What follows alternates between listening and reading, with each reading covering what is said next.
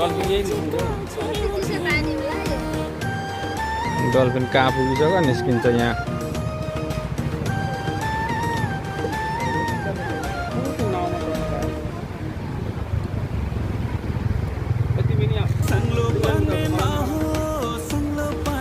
के नि ब्रेक गर नि